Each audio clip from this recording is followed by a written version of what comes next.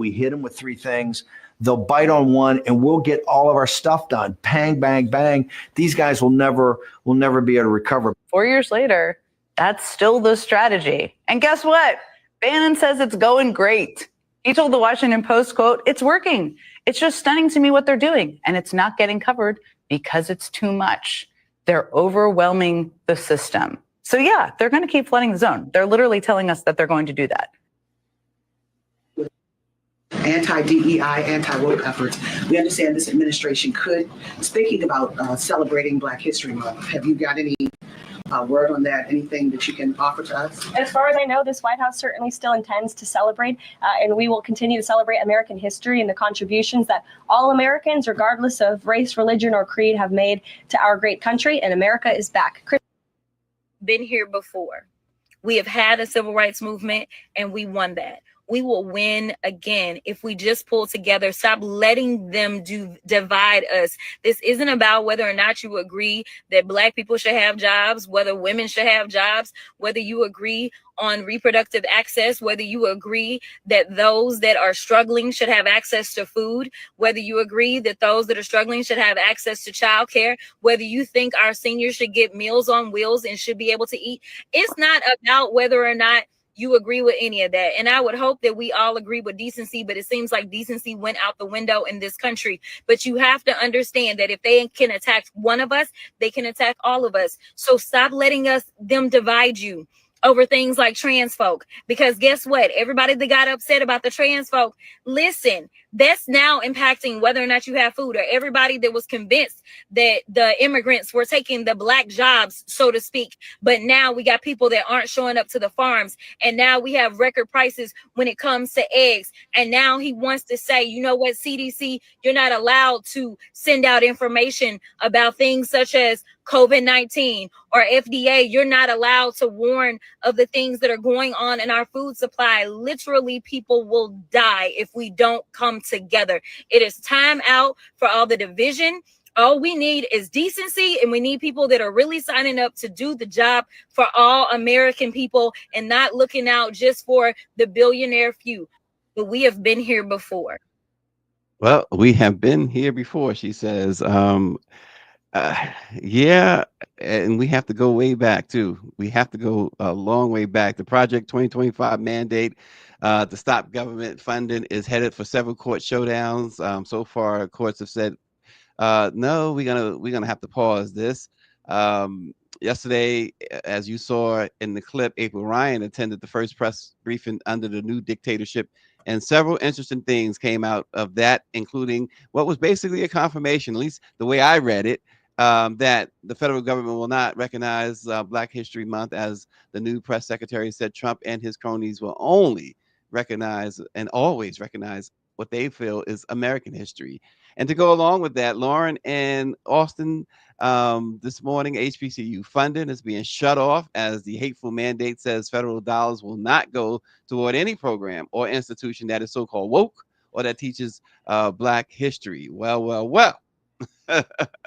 Remember when we were accurately reporting, and I know Lauren was a part of that report. Both of you guys were a part of that reporting about what the Biden administration had done for HBCUs, and Trump continued to spill the misinformation that he had done so much for HBCUs. Well, read April Ryan's exclusive story this morning on blackpressusa.com to get more insight on that. But Lauren, Austin, here we are. Head Start, Medicaid, and other services immediately have been shut out immediately of funding, even as the court weighs or actions are taken against Trump's mandate. So, Lauren, your thoughts to kick things off? Well, there's a lot to say here. One is that obviously all of this was pre-predicted. Everybody knew this was going to happen. It was all written out in Project 2025. There's nothing surprising here. I'm actually more surprised at the lack of reaction and coordination by the Democratic Party that knew that this was going to happen back in the first week of November of 2024. So you have the rest of the month of November, the entire month of December, and then, of course, up until January 20 to figure out some sort of strategy. And in talking to a lot of my friends who work in the federal government, I hear nothing about any sort of strategy. And in fact, I'm actually trying to figure out who the leader of the Democratic Party is, because I haven't figured that out yet. I'm guessing it's Hakeem Jeffries, but of course, the de facto leader in most cases is the highest ranking elected official. That person is retired. That's Joe Biden. So I don't know who's leading them or what their plan is, but their press conference yesterday at 10:30 was close to being laughable. There was a lot of language in there about working with the Republicans, and it comes down to the fact that the Democratic Party has roughly 450 days until the midterms. Comes down to a few things. One, can they win in court? And can some other entity win in court? The party isn't suing the Trump administration for the moves that they're making and ties them up legally for 440 days, which is the midterm elections. Can they do that? I'm thinking the answer is no, because I'm seeing too many Democrats voting with the Republicans. I cover Virginia politics, and we have two new members, two new Democrats, supposedly, Congressman Vindman and Congressman Subramaniam from Loudoun County, Virginia, who've been voting with the Republicans. We've got Tim Kaine, who voted for Kristi Noem. We've got Mark Warner, who voted for a bill that makes it easier for ICE to round up undocumented people. I mean, I'm not understanding what the opposition strategy is for this, or if there is one. I don't think there is one. I can't recognize one. You might remember, of course, Stacey, years ago when President Obama came into office in 2009, the Republicans had a big meeting about that, okay, on how to stop and slow down his administration. This becomes a game at some point of really just delay. And in the U.S. Senate, you can delay things. But this idea that this was surprising, obviously the MAGA Republicans want to break the federal system. They want to end the federal government as we know it. They want to get rid of as many government employees as they can. That has to be responded to. They're stopping things like cancer research. So I don't see what the Democratic response is. I mean, if you guys can find it, let me know what it is. Oh, yeah, I think you hit the nail out on the head. You knocked it out of the park, et cetera, et cetera, et cetera. We talked about that. Greer's been talking about it. We've been talking about it, and we also spoke to Alfonso David, and he asked him that question. Biden and the Democrats, they had all of, like you said, November, December, part of January, and they had nothing. Biden was walking out the door saying, "I feel sorry for y'all," essentially saying, "I feel sorry for y'all," is what he was saying.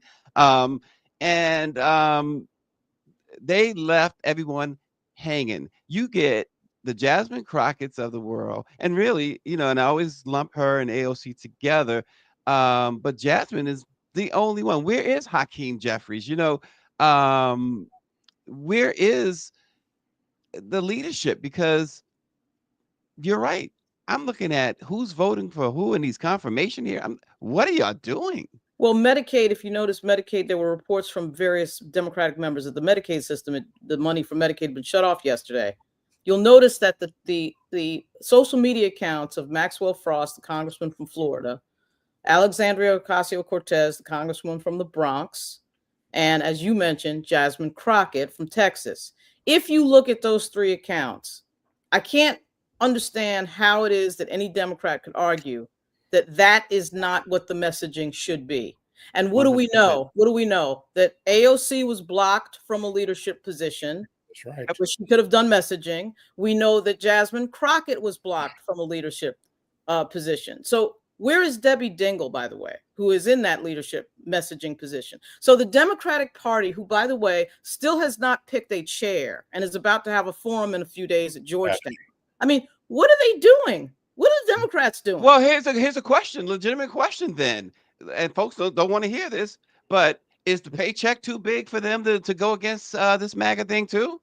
We get on people like Snoop Dogg and them for performing at Trump's thing. Well, what the Democrats are doing is far worse than what Snoop Dogg and Soulja Boy and Nelly and them did.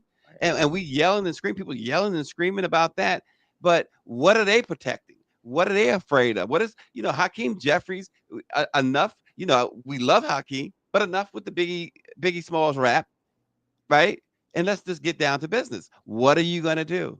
What they're not doing anything, Austin.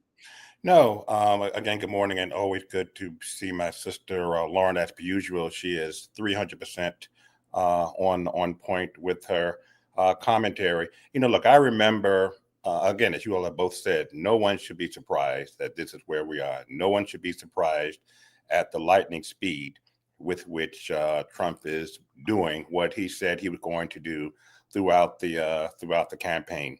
I remember being about maybe 5 years old. I was tall enough to touch the stove, and always being told by my parents, you know, don't touch that pot. You're gonna hurt. It's gonna burn. Finally, I did it. I can still remember putting both hands on the pot and screaming at the top of my lungs and falling to the ground. I had to find out for myself. Well, now, never done that again. But now America is about to find out. The only thing is, when I put my hands on that pot, I was the only one who was hurt. Now we're all going to get caught up and hurt with the craziness of the no longer incoming, but a firm administration that is in place. And we have no one to blame but ourselves. You know, have you noticed that you haven't heard any talk about the price of eggs or the price of gas or grocery prices, the so-called issue that most folks were allegedly who voted for Trump were concerned about? Yeah, immigration was, you know, was certainly on the list. But the other issue that he allegedly campaigned on, you don't hear anything about that. And on Saturday, as Lauren just referenced, we are going to elect a new DNC chair, but I'm not certain that we're going to have any more clarity in the direction that we're going in. The Democratic Party will remain a reactive party, and that is going to be to our detriment. Oh, and I think you kind of mentioned this too, Lauren. You did mention, and we saw it in the. We keep seeing it. Let me just say this: the fact that they are doing so much, and while we start to react, as you said, also they're reacting. When you react, you're reacting to one thing, but 12 things are going on this side that are equally or more serious in its destruction, that you slow at everything. I have to wonder. I'm just, again, Lauren, I just wonder. It sounds all cynical and conspiracy, but I have to wonder, you know, have these people simply capitulated? Have they, you know, Schumer and Jeffries and the rest of them? Really, we can go down the list of all of the Democrats in the House and in the Senate and wonder, other than AOC and Jasmine, have they just said, you know what? Hey, I'll be okay. I got my government check and my government pension, and I got some other money coming in here and there. Not my problem.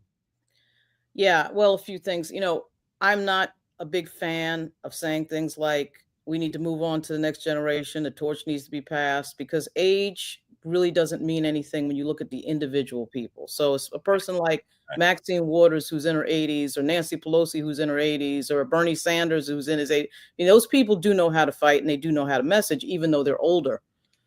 In the case of the leadership, though, of the Democratic Party, particularly on the Senate side, that leadership should have turned over already. I'm confused as to why you lose elections, you lose the majority over and over again. You know that in England, they have the tradition of when you lose, you resign. The leadership resigns. And for some reason in the United States, we don't have that tradition. So we're looking at Chuck Schumer for another cycle. The other problem that's a little bit deeper than that, you mentioned flooding the zone. Everybody knows that they were going to flood the zone. We saw this guy in office for 4 years. I was at the White House. You were at the White House. We were all at the White House, 6 years ago, looking at Donald Trump. We knew that every single day he would do something. We also know that standing on the platform of his inauguration are the leaders of our ecosystem for communications, for the most part. I know Bezos only owns one part of that, but it is the Washington Post. And his leadership and his lack of leadership around certain contentious questions and his favoritism toward Donald Trump matters when you own the Washington Post. We have standing there Elon Musk, who owns X. Okay. We have the guy that owns Facebook. I mean, these are billions of people and billions of messages. We know from Frances Haugen, the Facebook whistleblower, that Facebook drove some pretty contentious information into their stream that made everybody think that the election was stolen in 2020. Next thing we know, the Capitol is getting attacked. So it means something to see communications leadership standing on that dais.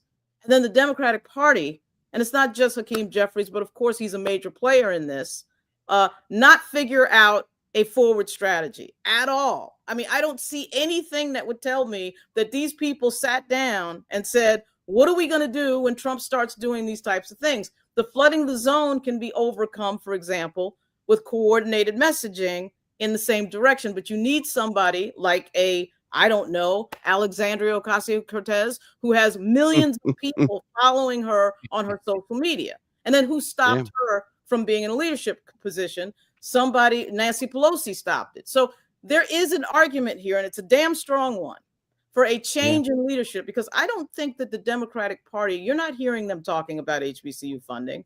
You're not hearing the leadership talking about, this Donald Trump and his folks, the first thing out of their mouth was about DEI, diversity, equity, inclusion. They're not into diversity.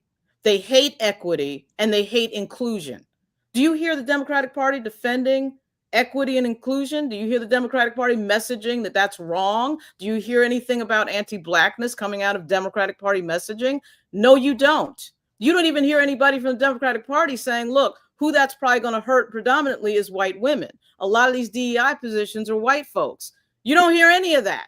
You don't hear any of that. This is the same party. I watched, again, I cover Virginia politics. I watched one of the members of the delegation vote against a $1 trillion defense bill. Remember, Virginia over-indexes in military personnel.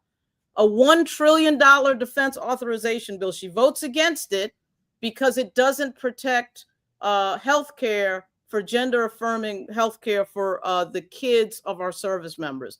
I don't know how many people that is, but I'm going to go ahead and guess under 100. And she voted against the defense bill over that. So Democrats know how to stand up for certain groups. We've seen them do it. But when it comes to Black people, who are the base of the party, who are the people who made Joe Biden's victory in Atlanta and Philadelphia and in Milwaukee, et cetera, and so on, they're silent. So again, I'm wondering what the strategy is for the Democratic Party. Where is the opposition? It's very easy to cover, quite frankly, the MAGA Republicans who are in power right now. They tell you what they're doing, they say what they're doing, and then they're making moves, and we're covering it. I'm wondering, just out of curiosity, as somebody who has involvement with 2 Black press platforms, what are they doing with regard to policy that protects the base of their party? And why would the base of their party continue to support people who seem to not care about the policies that they care about? When April Ryan asked the question, a very simple, basic question about Black History Month, a relatively innocuous question, one might say. This was not deep policy involving millions and millions of dollars. She could not get a straight answer and a straight yes, because they are anti-Black. Exactly. They're anti-Black, and every move they made for the last 10 days has reflected anti-Blackness. So where is the Democratic Party? Where's Hakeem Jeffries? Where are the statements on that? Have you seen a statement that has said, wow, this DEI push and this anti-DEI, they should say the words, by the way, diversity, equity, and inclusion. The Republicans are saying they're against inclusion, which, by the way, is historically on brand for 400 years. But somebody needs to message that. And remember, there you go. Remember, after Trump's first Black History Month program, whatever it was, in February of 2017, he was asked about it and referenced concluding a meeting with Black leaders that included Frederick Douglass. That goes to show you how much he was, serious about Black History Month. And to Lauren's point, it's clear with the response to DEI being, dismantled, that the heads of these corporations fear Trump. They fear the Republicans.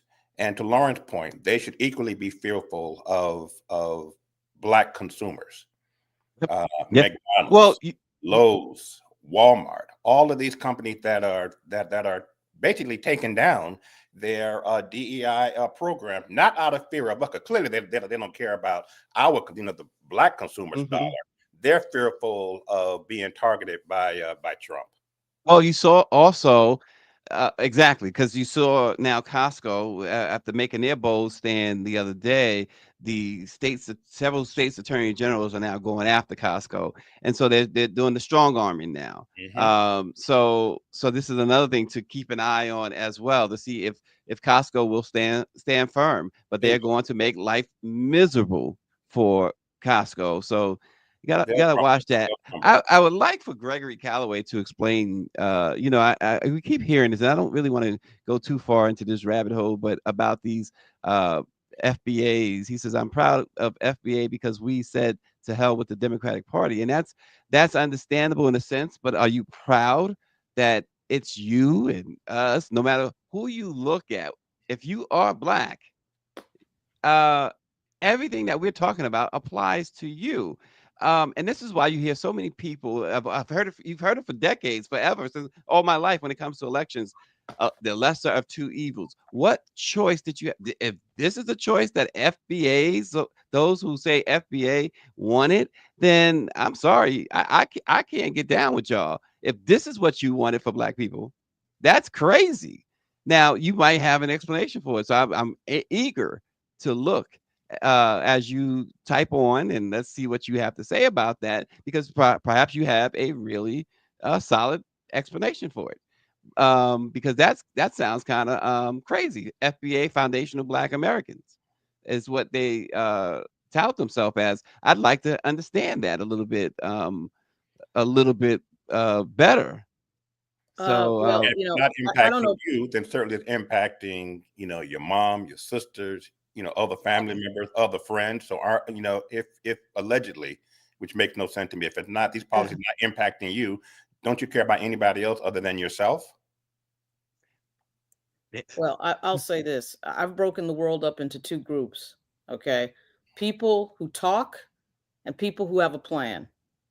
I'm Mhm, not saying that the ADOS people don't have a plan. It gets into whether or not that plan is implementable, et cetera, and so on. But I will say this, there is a major difference between the leadership values of the two major political parties.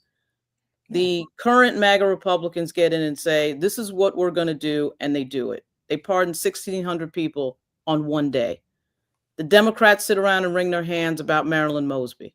And then Marilyn mhm, Mosby doesn't get pardoned. mhm, And then Joe Biden only pardons 5 people. That mhm, made no, that is, so we're talking about who does stuff, who gets it done, who has a plan to get things done, who tells us what the plan is, which isn't really a requirement typically in politics, but this MAGA Republican group told us what the plan was, put it in print, and handed it yeah. out. And everybody read it and knew what it was. And so ADOS is all very interesting. I get the tangibles argument. I think the tangibles argument is very relevant. I Mhm, think that there is an open question about Black leadership. We have Al Sharpton being the only person I've seen so far in all of Black leadership of all these groups that we've got. mhm, And to say that he has the group that's one of the youngest is an understatement. His group is only like 30 or 40 years old, National Action Network. He's mhm, the only person who actually did something. We may disagree with what that is. That was the buy-in event, of course, at Costco. We may disagree about what that is. We may think that, that may not be the answer, but that is closer to activity than anything else I have seen. And this is the problem that we have in the Black community more globally, is when you have corporate actors paying for your stuff, paying for your yeah. banquets. They control what you say, and they can yank the chain when they want to yank the chain. And until that money problem is solved, we're going to be having this discussion for a while.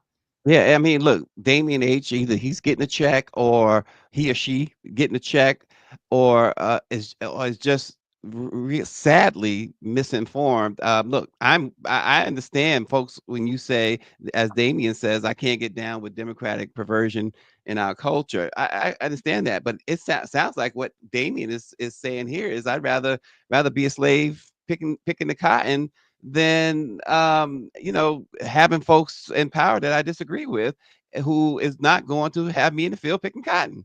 It's to me, it's just that simple. Well, When you you see know, what's going on, it's not one person of color in that in the administration, in that hierarchy that you see, not one person of color. Not There is one. he hired a black HUD secretary, but there is just one. Okay. I mean, Just one. it should tell you something that Byron Donalds and these people couldn't get a job. That's a big signal. So Byron Donalds and some of these other black actors Tim have been running Scott. for Donald Trump, Tim Scott. The fact that they could not get a job tells you how deep and how anti-black they are. They're actually anti-black against people who've helped them out. Right. That's a So tell. how do you get down with somebody who's anti-black? Well, maybe Damien is not black. I don't know.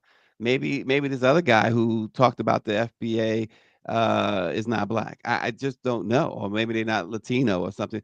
Maybe they are just You know what I need white. FBA to do? I need FBA to bring the same criticism to Democrats, some of which I think is fair and reasonable. Yeah, absolutely. A lot of these points they make are good points, but why aren't they bringing the same heat to what we're seeing right now with the MAGA Republicans? 100%. Instead of celebrating it, these guys on here this morning are celebrating it.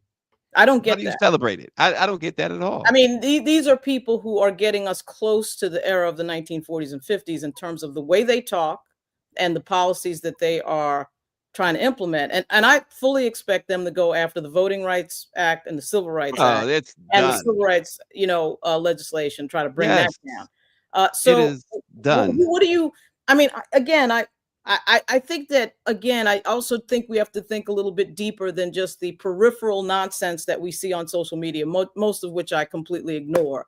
We had a candidate who only had 107 days, right? We saw for the first time in American history, Black people watched a Black woman run for president who only had 107 days to run for president. That matters.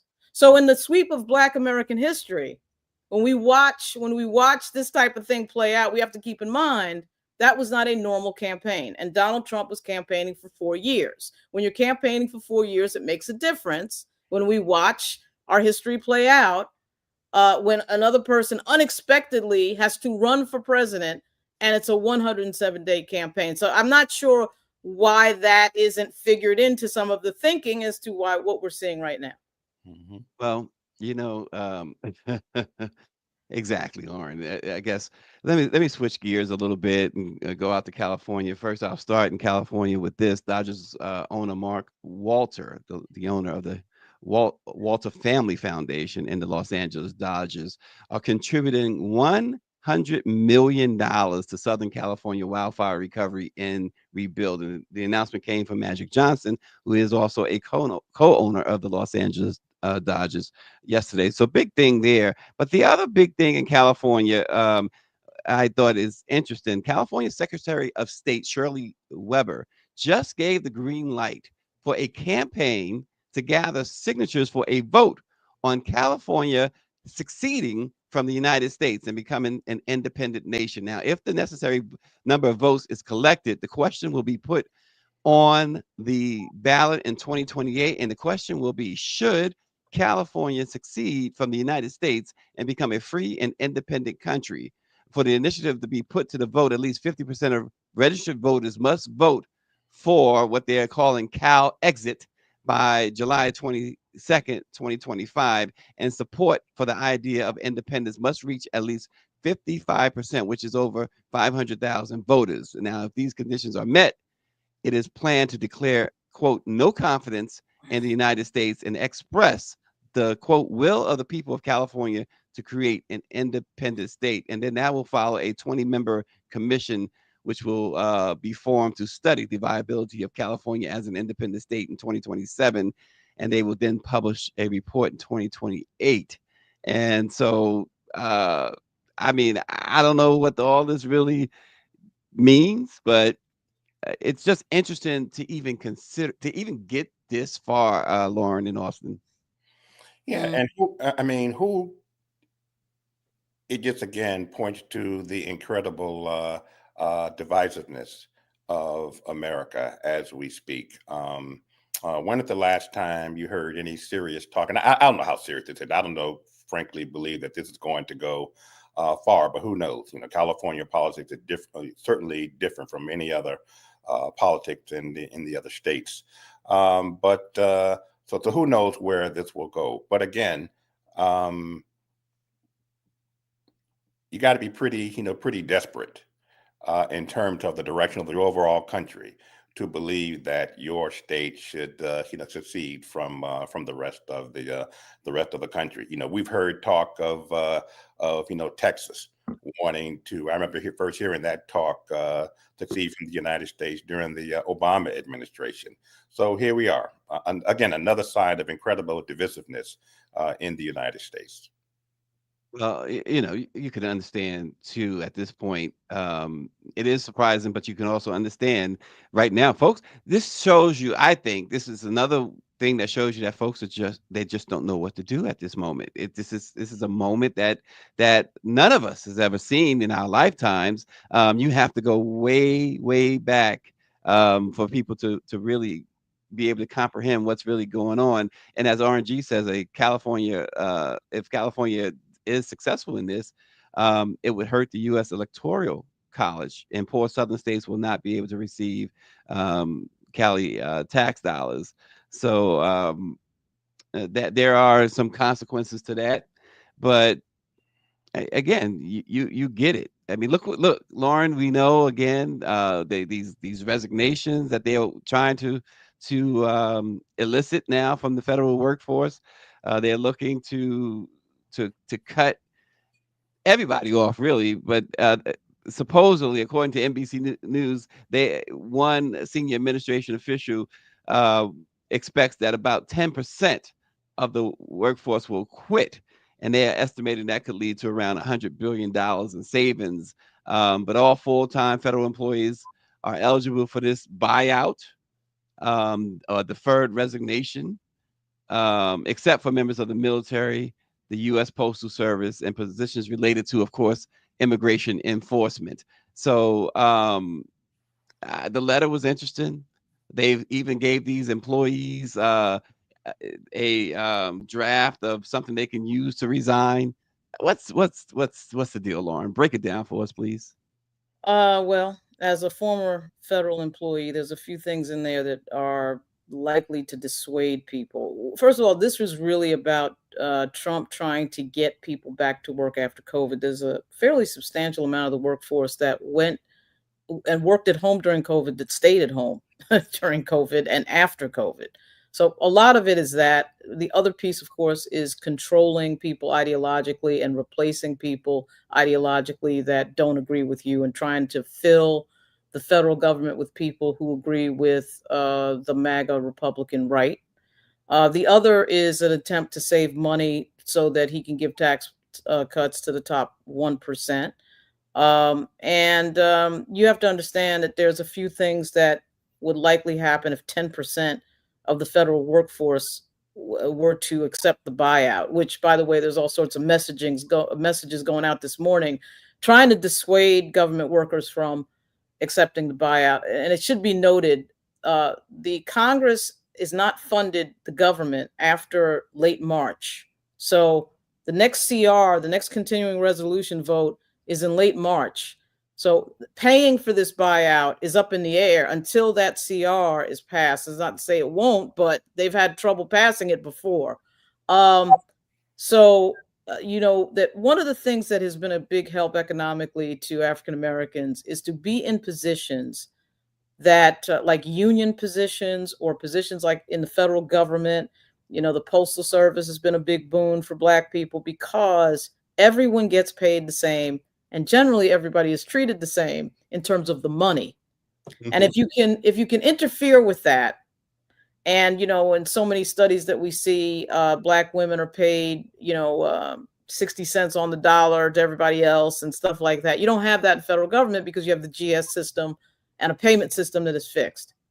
But part of the thing that I see with these stipulations that they have for this buyout is, one, you can't return to the government for 3 years. So they not only want people gone, but they want people gone for 3 years. That's interesting. Why is that?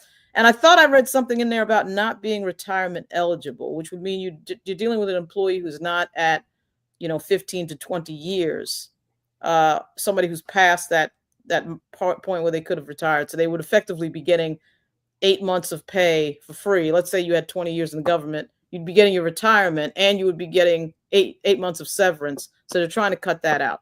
But what we know more broadly from Project 2025 and some of the characters in the background who don't know anything about the federal government and how it runs, such as Elon Musk and everybody else, they're trying to in some way break and reduce the federal government and the federal workforce. Anybody from Virginia, Glenn Youngkin, who is a Republican governor, needs to really be waking up on this, because that is going to damage the economy in Northern Virginia in particular, even without the military piece. Obviously, for some reason that has not been really articulated by Donald Trump, they are trying to reduce the federal workforce. They're trying to cloak it in the language of, well, we're just trying to save money and save cost. If you remember, the last time we saw this was the Tea Party in 2010.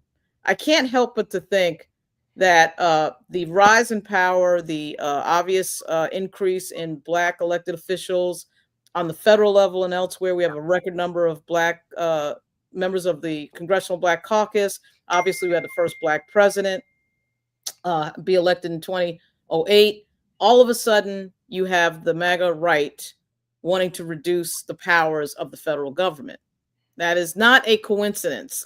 Okay. I mean, because there's a lot of Black people involved in these federal governing decisions. For example, Congressman Bobby Scott, who is the chair, and even as the ranking member, not even as the chair of the Education Committee in the House, has jurisdiction over millions and millions of dollars when it comes to HBCU funding. And in fact, has moved millions and millions of dollars to HBCUs. They're aware of that. They're looking at the money and the money piece. And we in the Black community have got to let go of this idea that money's the root of all evil. If you're doing it for money, there's some sort of a problem. All of that A is love of money is the root of all evil. Let's get it straight. I mean, we're Exactly. taught these things. I get some of it is biblical, but it is destroying us, because the money piece is the whole thing. Money is control, ownership is control, home ownership is control, all of that.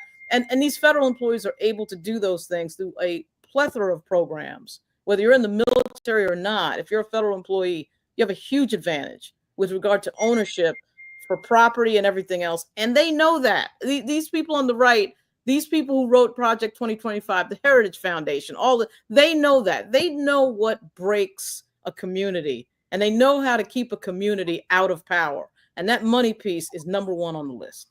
And Empress makes a great point in the comments. Federal workers also have better health retirement that is much better Right. than Medicare.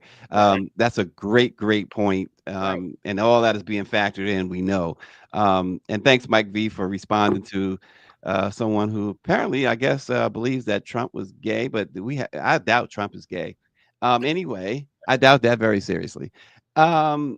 But anyway, and here's the truth. The truth has come out in plain crow, and that Trump and his allies not only want us to go back, and many of us have said, well, they want to take us back to Jim Crow. The truth is slavery, because a key ally to Donald Trump detailed plans to deploy the military in response to domestic unrest, defund the Environmental Protection Agency, and put career civil service in trauma, quote, in trauma, in a series of previously unreleased and unreported speeches. And of course, ProPublica is reporting this, and they have apparently got the tapes and everything. Russell Vought, who served as Trump's director of Office of Management and Budget, described his work crafting legal justification so that military leaders or government lawyers would not stop Trump's executive actions. Of course, Vought is one of the authors of Project 2025. And he said the plans are, and this is directly what he said, to they are a response to a quote Marxist takeover of the country, likened the moment to the 1776 and 1860 when the country was at war or on the brink of it, and said the timing of Trump was quote a gift of God. This guy is unreal, but this is what they're doing, and we're seeing it in action, folks. They're not talking about Jim Crow or even the 60s. They're talking about 1776. And Lauren, they're doing it. Well, I mean, again, there are only two questions. The question is not about so much what they're doing. The question is, what is the opposition to what they're doing, which is to this point invisible. We've known this for months. I would actually say we've known this for a better part of 6 months, 6 to 7 months. We're talking about Project 2025 back in June or July. Everybody knew, everybody was reading it. There was some really excellent jobs done on YouTube of people reading it and analyzing certain sections. And so then one has to ask the question, part of the problem with the Democratic Party, let's face it, is that there is a struggle going on there with white Democrats not wanting to back the plays of Black Democrats and, frankly, the things that Black Democrats are concerned over. So, for instance, when the police brutality issue came up, an issue that has been talked about in the Black community since the 1950s and 60s, John Lewis mentioned it in his speech on March on Washington. Malcolm X talked about police brutality. We've been talking about this forever. Then we get to the point where the cell phone technology comes in. I mean, before it was, you guys are lying. We don't believe you. This is not really happening. Cell phone technology comes up and we see it on camera what's happening.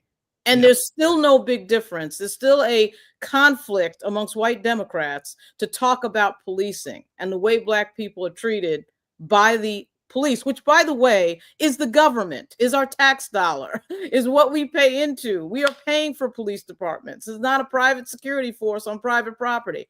So white Democrats, I think, and some of the votes that I've seen this month tell me this, I think that some of them are in a conflict about whether or not they should side with Donald Trump. I mean, we are seeing them siding with some of the policies of MAGA Republicans. Now, you might say to me, well, that's just the DEI stuff, or that's just the trans stuff, or that's the stuff that we don't really care about. But again, the broader question is, and particularly if you're a journalist trying to cover these people, where is the opposition? It feels to me almost as if some of the Democrats are siding with the Republicans. I mean, they're voting with the Republicans and then putting out press releases about how they voted, the Lake and Riley bill being a perfect example. That was a due process bill. And of course, the Republicans are much better at messaging. They put the name of somebody who's been murdered by an immigrant from Mexico on the bill, Lake and Riley. She was murdered by somebody undocumented. They put her name on the bill, and then they open up the floodgates of the possibility of who you can arrest for the suspicion of things. Now we're starting to get into suspicion. And Democrats, 58 of them, support the bill. So I have to ask the question, as I analyze these people, what does the Democratic Party stand for? What does it believe in? And then when I see things like, oh, we've got a forum for the DNC, and you've got 3 MSNBC anchors, 2 of whom work for Joe Biden, asking the questions, that's problematic, because these people need to be asked serious questions on race. And I don't know that Jen Psaki is going to happen. So I'm just a little bit confused about where the opposition is, and if there actually is an opposition. I don't know where that is. Well, again, you're right. Elgin Charles, this is a TV personality and journalist, had the great one line this morning that I saw, or late last night. She writes, quote, "The re-election of Donald Trump is what happens when you'd rather see our country incinerated by a white man instead of elevated by a Black woman." Absolutely. Stacey, you and I talked, off air, certainly on your program, immediately after Joe Biden's disastrous debate. And I'm one of those who felt that he should not have run again. For whatever reason, he decided to run again. And the day after, folks were calling for his head. And I was one of those who felt and still feel that, no matter what, Democrats should have stood united behind Joe Biden and get him back in the White House and figure things out afterwards. He steps down. The vice president is now our nominee. No matter what, we should have stood by her. The one thing you have to admire about Republicans, and that is they stand united behind their candidate no matter what. Indictments, charges of inappropriate sexual behavior, hiding national security secrets, no matter Pedophilia. what, no matter what, no matter what. This man was in the courtroom how many days a week, and somehow managed to convince his supporters and to raise money off of being in a courtroom, charged with criminality in several courts.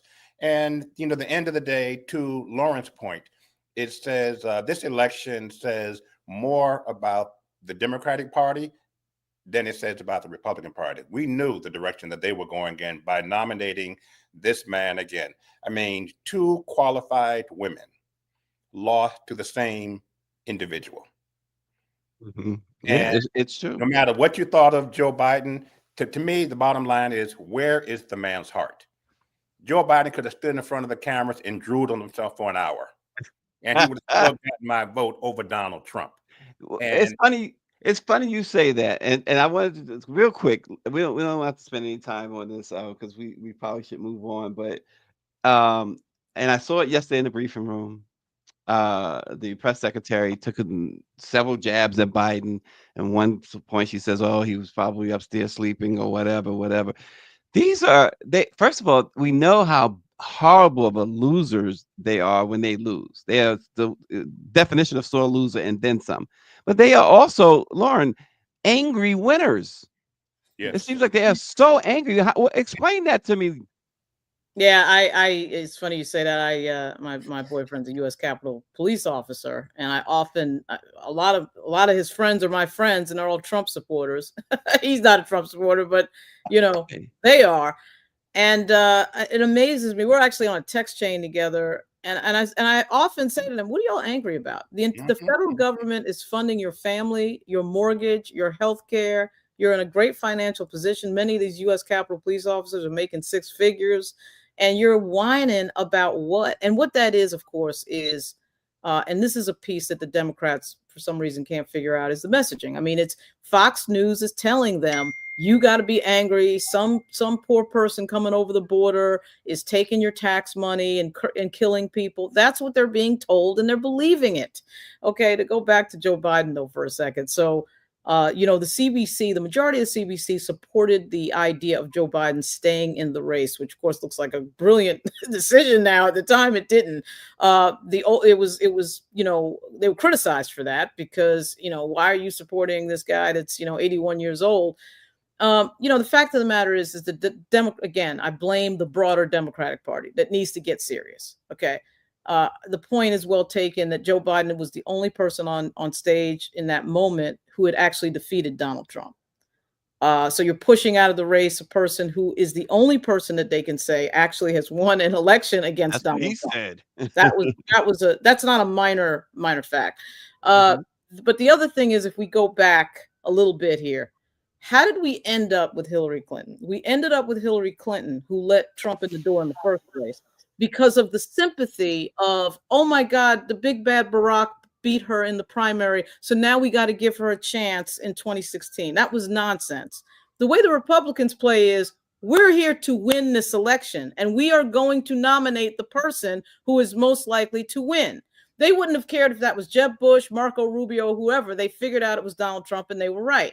Yep. So we run a white female against a white male. And I'm going to be brutally frank here. Okay. We know the demographics and the history of this country. There was no history for a white woman winning nationally. There just isn't. It's hard to have women win in a state, much less a country. The same argument was used against Barack Obama in the background. It's a black guy. We're never going to win this. It's a black guy. You remember in Maryland when Wes Moore was running, one of the donors came out and said, we can't run a black person. He's going to lose this and that. Turned out to be wrong. Of course, Maryland is over 34% black. So that made perfect sense that Wes Moore got elected.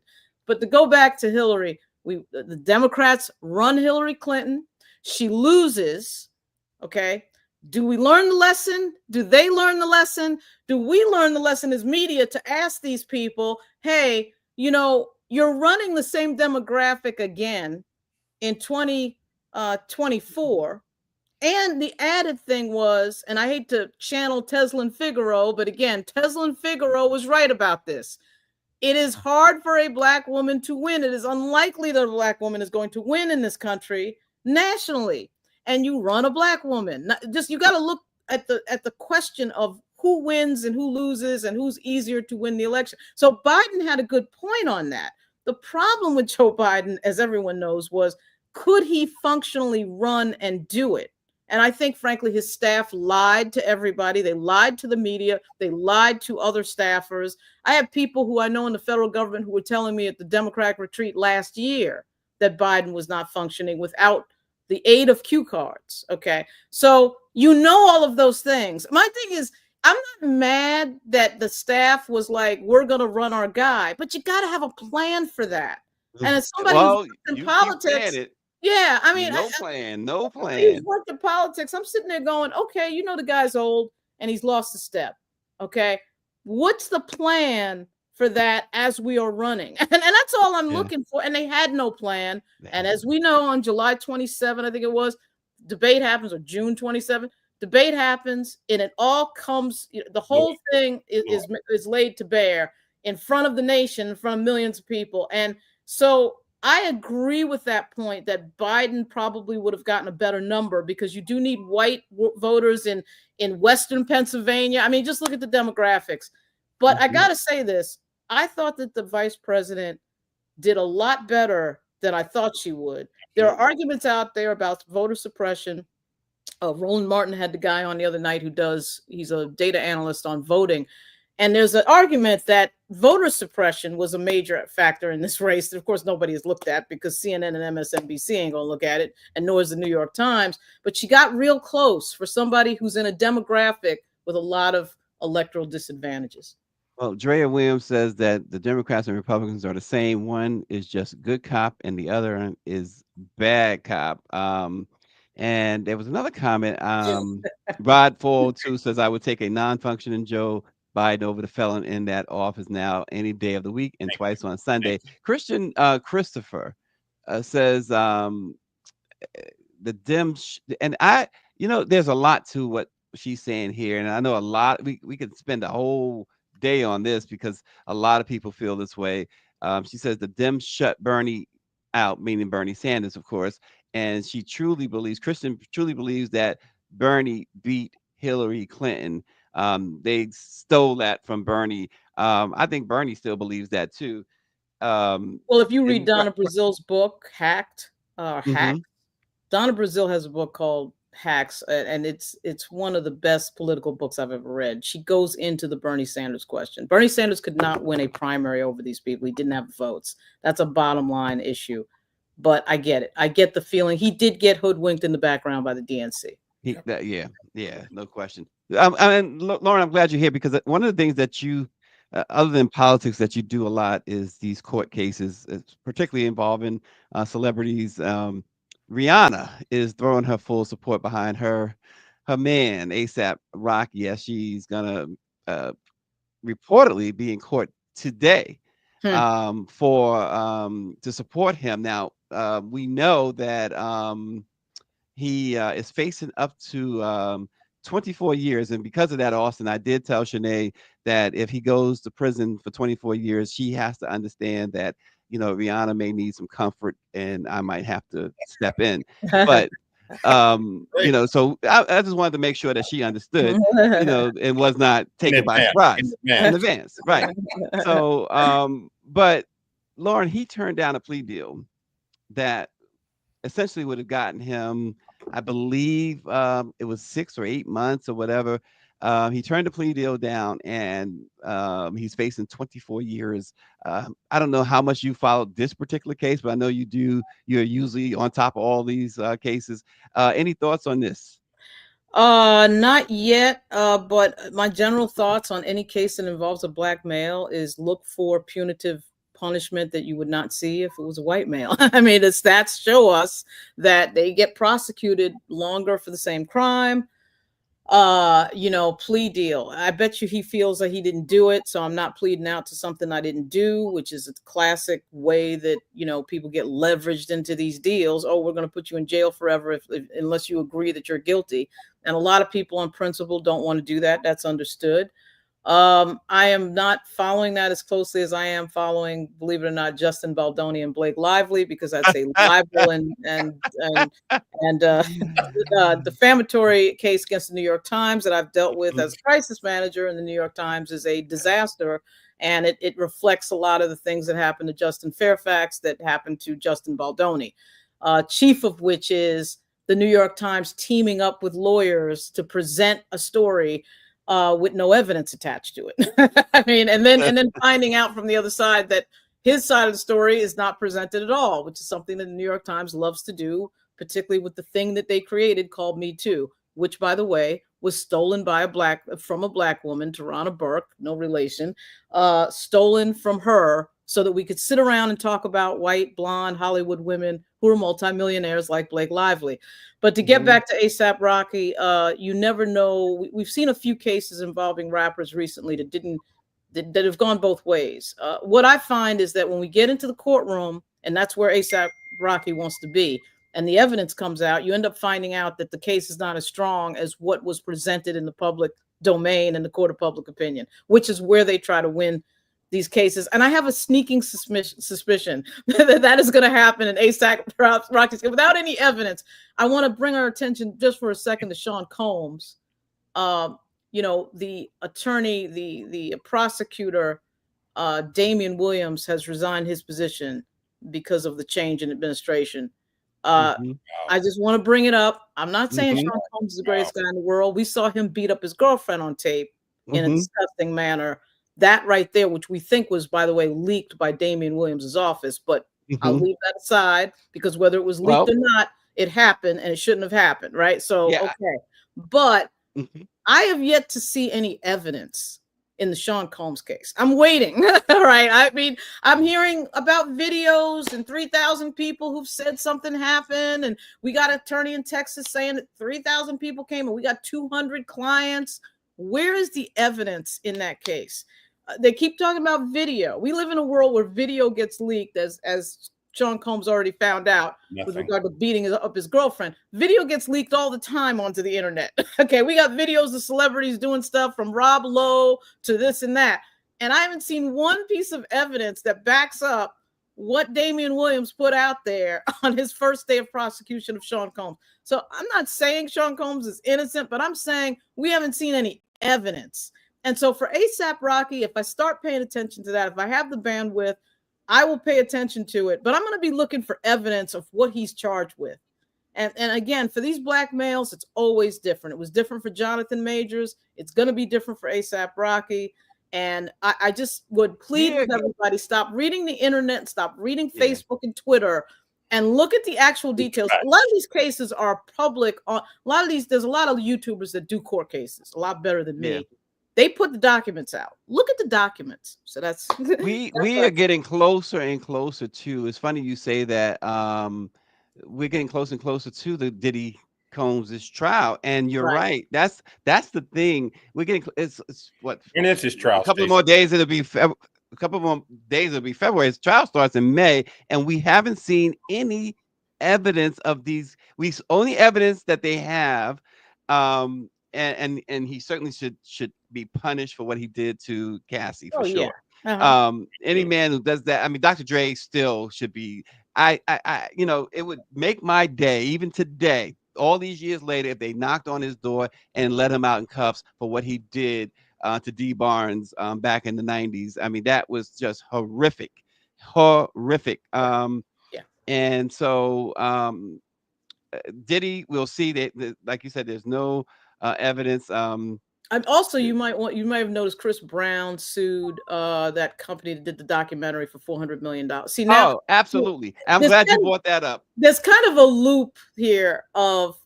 I mean, I'm just gonna say it. Like, I mean, we're seeing a lot of documentaries on black men focused on their sexual behavior.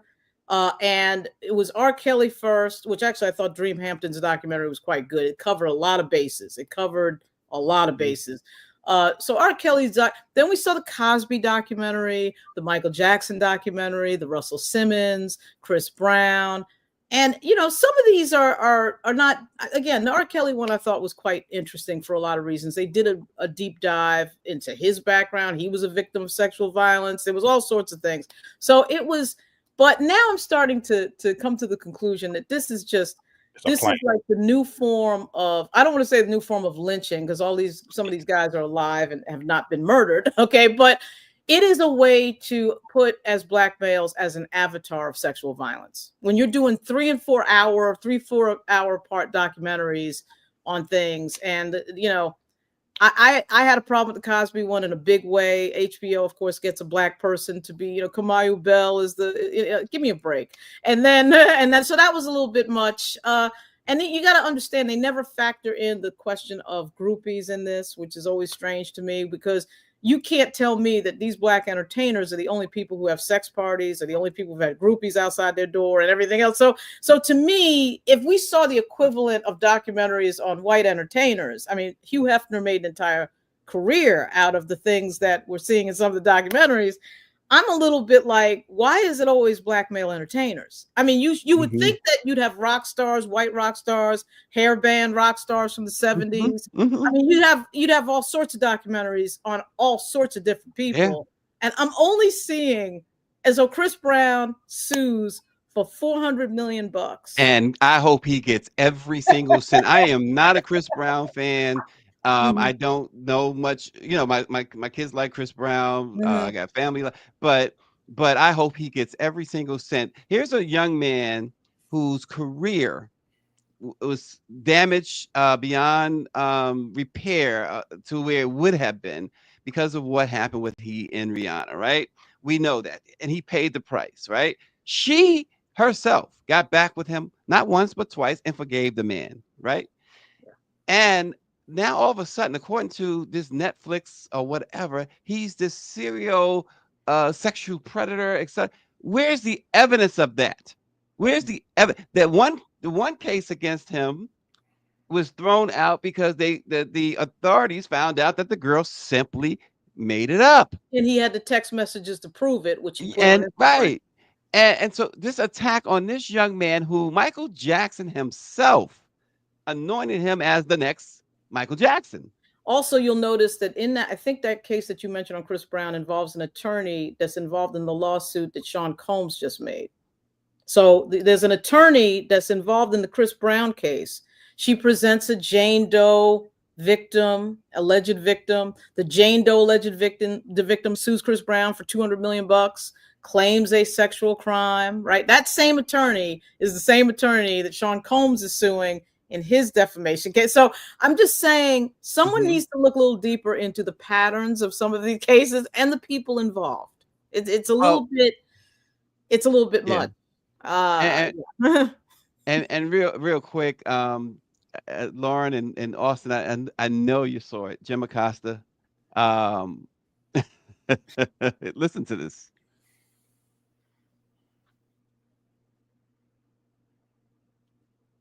Don't give in to the lies. Don't give in to the fear. Hold on to the truth and to hope.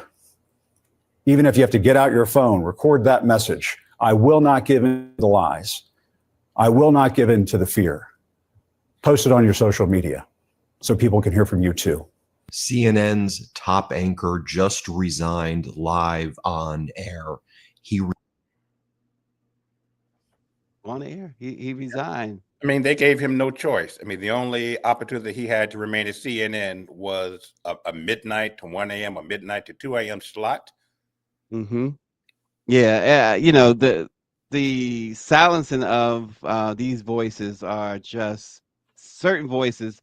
This all has to do with that guy right there that you see on the screen in his statement, which is really, it's ridiculous.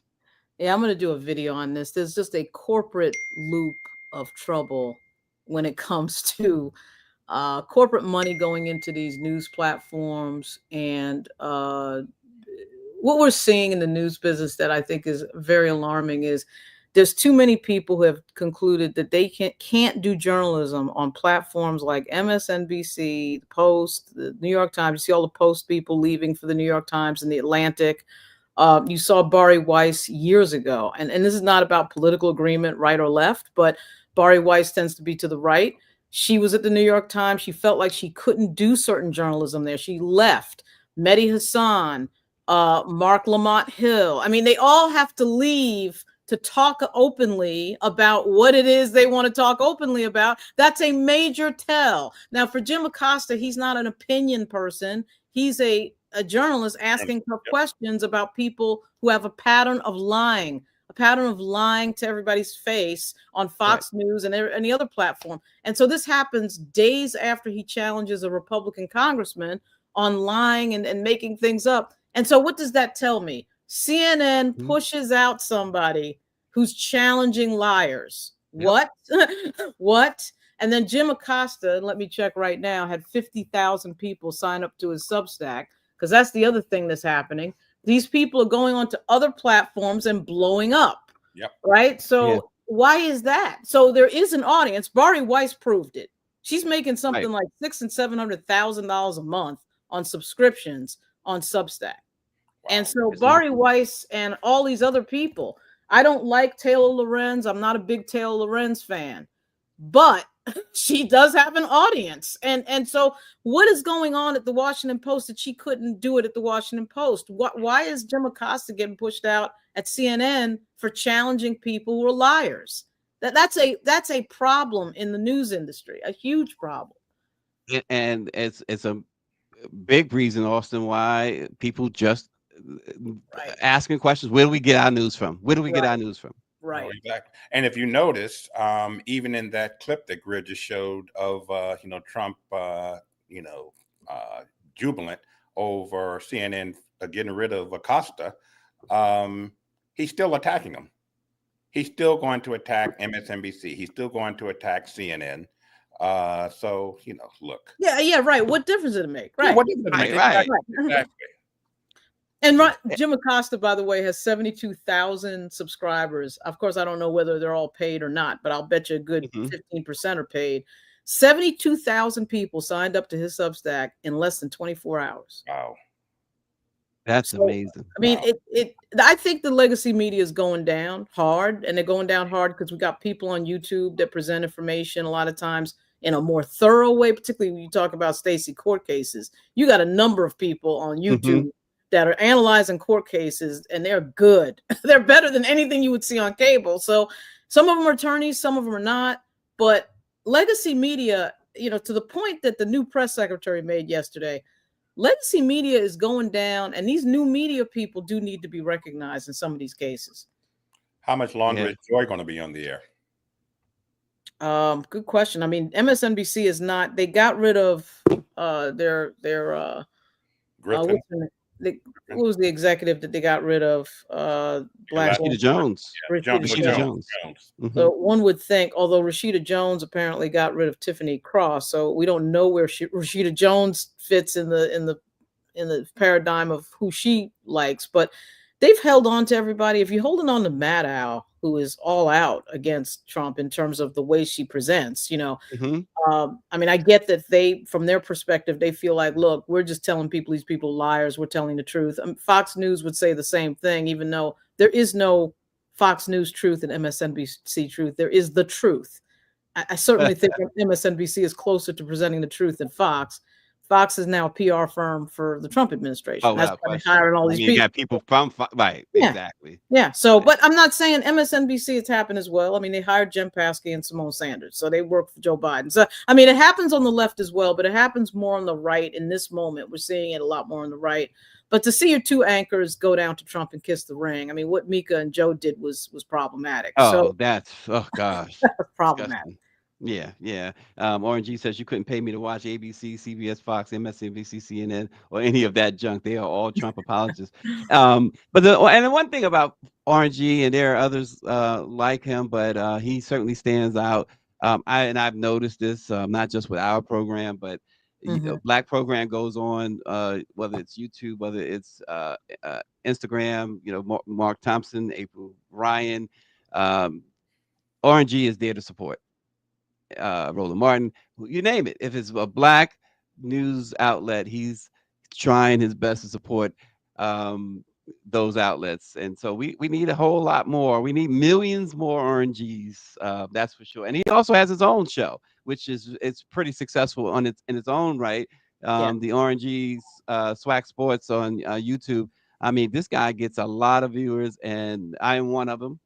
And it's very entertaining. And and for those who don't, you don't really have to know a lot about college football. You will learn if you watch the RNG Swag Sports a lot, and you'll learn it in a way that you love to learn, and that is in a lot of fun. You ever had those classes like I hated science? I hated science, and the only way I knew anything is sometimes I was fortunate enough to get pretty decent humorous science teachers. Now I'll never forget my last science teacher in high school was horrible. His name was LaDuca, Mr. LaDuca, and he was disgustingly horrible and boring and dry and everything else. And you know what? That's the one class I cut all the time. So I didn't go to that class. But you know, you like to be in an atmosphere where you enjoy learning, Exactly. and so that speaks to that. To It's really like work on it. And when we listen again, to all this is bipartisan, bicameral legislation. So hopefully I'll get somewhere on that. I don't really expect that we're going to get very much done, though. It was the most unproductive session that we've had in modern day history. And that was when the Republicans only controlled the House. Now they control all three levers. So I don't anticipate that there's very much that I'll get done. And that's just me being honest. isn't that refreshing? Yeah, you know, it is interesting, right? So the browner and the blacker the country gets, the more you see an effort to dismantle one of the biggest funders of communities, black and white, around this country, the federal government, right? So when they start going after safety net programs, and that is going to disproportionately harm, because the country's demographics are getting black. I just think that there is no coincidence there. And also black and brown people are in on these decisions. And it is a tragedy that the Democratic Party, Jasmine Crockett, I think, has something like 600,000 followers on one of her platforms. I think it's IG. That would tell you that her communication skills are probably better than Debbie Dingle or whoever the hell else is sitting in there, and that she's reaching people. I mean, AOC is into the millions. Yep. Her Instagram account is into the millions. That is celebrity level. And so when I watch her Instagram, I'm like, okay, ask yourself the question, what is this person saying and how are they saying it that's getting the viewership? And Jasmine's doing it as well. And that, to me, Greer is telling us that she announced that she's starting her own podcast. That'll blow up, right? So, I mean, these people know how to communicate. Some of that is age and growing up with the technology, and some of it is just being good at communications and telling it like it is. You know, I can't understand why the Democrats haven't figured out how to use and leverage these younger members that know what they're doing with communication. Threatening to go with power. That's right. That's right. Yeah. The only Democrat, she says, the only Democrat that will have a podcast, and that's really interesting. It's really interesting because they are, the other side has been doing this. They're doing whatever it takes. They are truly doing by any means necessary, and that is something that look. Democrats just never had the guts to do it by any means necessary. Cenk Uygur, who everybody's mad at, rightfully, Cenk Uygur, everybody should be mad at him over the Young Turks. But he put something on Twitter last night, and I say Twitter and not X because I'm not an Elon Musk fan. He put something on Twitter last night that really spelled it out. Democrats come into office and tell you what they can't do. Republicans come into office and tell you what they will do. Will do. Exactly. And make no apologies. And it was a two-part message, and he was right. And that's got to end. I think it ends with this generation, with the Biden is not baby boomer. I think he's silent generation. But age is a huge factor. I mean, he came up in the 70s and 80s. Oh, we're having dinner with Strom Thurmond. I remember being an intern on Capitol Hill for John Kerry, I think it was at the time, and seeing Strom Thurmond in a wheelchair, John Stennis and Strom Thurmond. And it wasn't until later that it hit me that these guys are segregationalists. I'm an intern.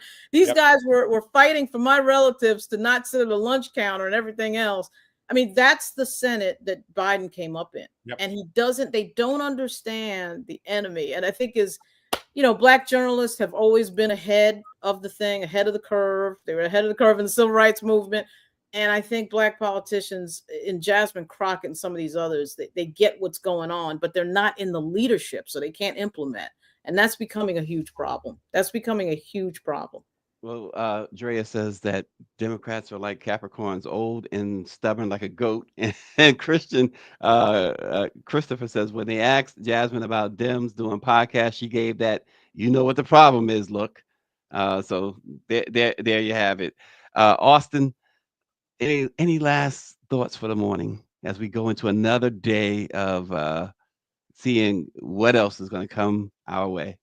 No, just brace yourself, brace yourself, brace yourselves. It's only what time is it? 8:46 a.m. And there'll be a whole lot more to talk about same time tomorrow. So brace yourselves. Yep. And I look at my phone and see that Chuck Schumer has a presser at 10:45 on freezing of. There's two presses this morning. I got somebody covering the other one in Richmond. The Richmond Democrats are doing the Richmond leadership, headed by the first black speaker of the Virginia House, Don Scott, has a presser right now at 8:45 on what's going on with Trump. And now we see that Chuck Schumer has a presser, which I may go to, at 10:45 on the freezes. And the only question for him, in my view, is what is your plan to stop that? Again, they can't stop it. They're out of the majority. We understand that. But there's got to be lawsuits. I think you guys saw that the not-for-profit head sued the administration. Yes. You saw there was a stay on the freezes by a federal judge. So there's got to be a legal component, and who's running that? I mean, like what's going on here? So I think the Democrats are they're actually scaring me a little bit with their lack of coordination. I mean, it is scary to watch. You knew on something you know is coming, like COVID. You didn't know was coming, so okay, we're all over the place. But also, there's a rumor, guys. We should know this for tomorrow's show, Stacey. When you're like, there's a rumor that the mayor of New York might resign, but I don't know how true that is.